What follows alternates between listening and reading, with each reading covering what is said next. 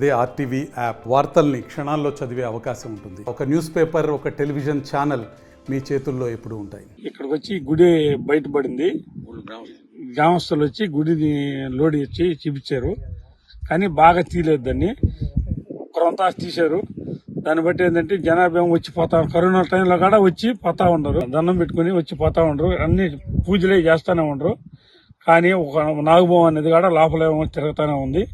దానికోసంగా కొద్దిగా భయపడుతున్నారు. ఇంకోటి ఏంటంటే కనపడకుండా తీశారు గుడి వరకు, మొత్తం బాగా తీయలేదు. బాగా తీసుంటే ఇంకా బాగా డెవలప్ అవుద్ది. ఈ రోడ్డు కూడా సంబంధించింది బాగలేదు.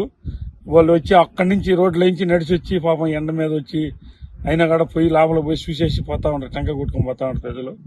మీరు ఒకరంతా కలగ చేసుకుని దాన్ని బాగా ఓపెన్ చేస్తే ఇంకా కొద్దిగా డెవలప్ అవుద్ది. పరశురాముడు ప్రతిష్ఠ చేసిన నాగేశ్వర స్వామి దేవస్థానం ఏర్పరిచినారు. అలా అది ఇసుక మేట ఊళ్ళో వాళ్ళు అప్పుడు పెద్దోళ్ళు ఏమంటే ఆ ఇసుక వచ్చి పడేళ్ళకి అక్కడి నుంచి యువతలకు వచ్చేసినారు.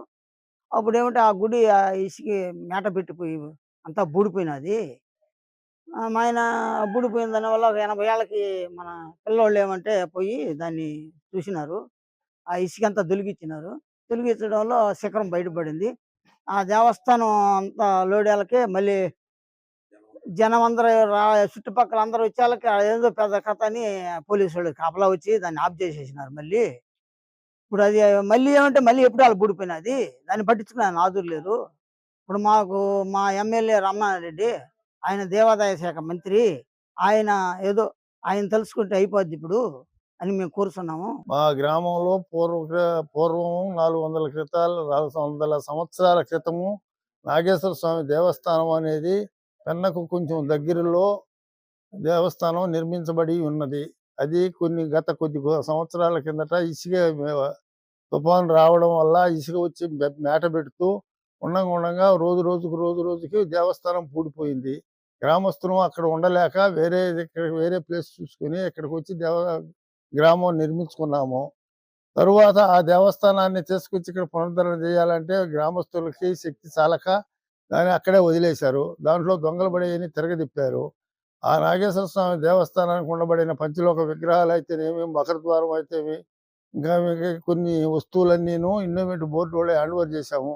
ఆ బోర్డు వాళ్ళు తీసుకుపోయి వాళ్ళు ఏం చేసింది తెలియదు. ప్రతి 3 సంవత్సరాలకు ఒకసారి 80 ఎకరాల భూమిని పాలాపాట పెడుతూ వచ్చిన డబ్బులను తీసుకుపోయి బ్యాంకులో కడుతున్నామని మాకు చెప్తుంటారు. ఈరోజు అడగపోతే డబ్బులు లేవు, అవన్నీ వేరే వాటికి ఖర్చు పెట్టాము, మళ్ళీ దండి ఇస్తాము అంటారు. అసలు వీళ్ళ దండటానికి ఖర్చు పెట్టడానికి వీళ్ళకి ఏ అధికారం ఉందని, ఎవరు ఇచ్చారు అధికారాలని మా దేవస్థానం తరఫున మేము మాట్లాడుతున్నాము. మా దేవస్థానం డబ్బులు వేరే వాళ్ళకి ఖర్చు పెట్టడానికి మీకు ఏం అధికారం, మీకు ఎవరు ఇచ్చారు అధికారాలు? మా దేవస్థానం ఇప్పుడు మళ్ళీ పునరుద్ధరణ నిర్మించడానికి మీరు డబ్బులు ఇవ్వండి, తప్పకుండా ఇవ్వాల్సిందని కోరుకుంటున్నాము. మా గ్రామానికే ఈ అందుబాటులో ఉండబడి మా నియోజకవర్గ ఎమ్మెల్యేగా ఉన్న ఆనం రామనారెడ్డి మా దేవస్థానం ధర్మాదాయ శాఖ మినిస్టర్గా అయ్యిండు. ఆయన చేస్తానని చాలాసార్లు గ్రామస్తులకు చెప్పి ఉన్నాడు.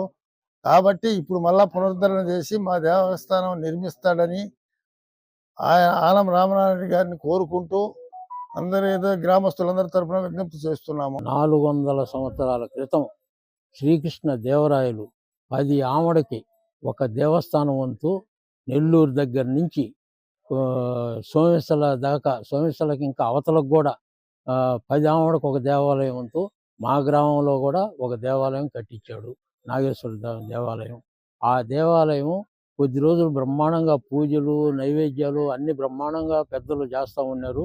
మేము అప్పుడు మాకు కూడా విషయం తెలియదు. తర్వాత ఏమైందంటే కొద్ది రోజులకి పెన్న టర్నింగ్ ఉండబట్టి ఆ పెన్నా నది ఇసుక మొత్తం గ్రామం మీదకి, దేవాలయం మీదకి మొత్తం దోసుకొని వచ్చింది. తర్వాత ఏంటంటే గ్రామంలో కూడా ఉండలేక గ్రామానికి దక్షిణం వైపు కొంత పొలం తీసుకొని అక్కడ స్థానికంగా నిర్మాణాలు చేసుకున్నారు. తర్వాత దేవాలయం కూడా మొత్తం బూడిపోయింది. తర్వాత ఈ మధ్య కొద్ది రోజులకి ఈ పిల్లోళ్ళు స్కూలు ఉద్యోగాలు చేసే పిల్లోళ్ళు అందరూ గ్రామానికి వచ్చి ఆ దేవస్థానాన్ని లోడడం జరిగింది. ఎక్కువ భాగం లోడిన తర్వాత దేవాలయం కొంత భాగం బయటపడింది.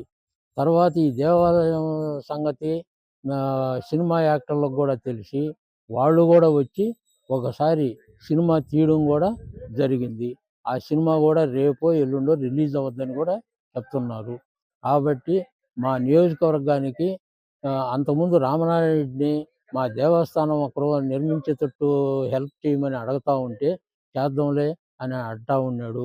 ఇప్పుడు ఆత్మకూరు నియోజకవర్గం ఎమ్మెల్యే అయిన తర్వాత ఆయనకి దేవాదాయ శాఖ మినిస్టర్ కూడా రాబట్టి మాకు కొంత ఆశాభావం కలుగుతున్నది.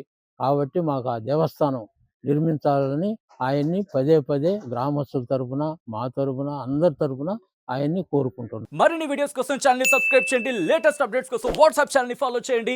అండ్ లింక్ డిస్క్రిప్షన్ లో ఉంది.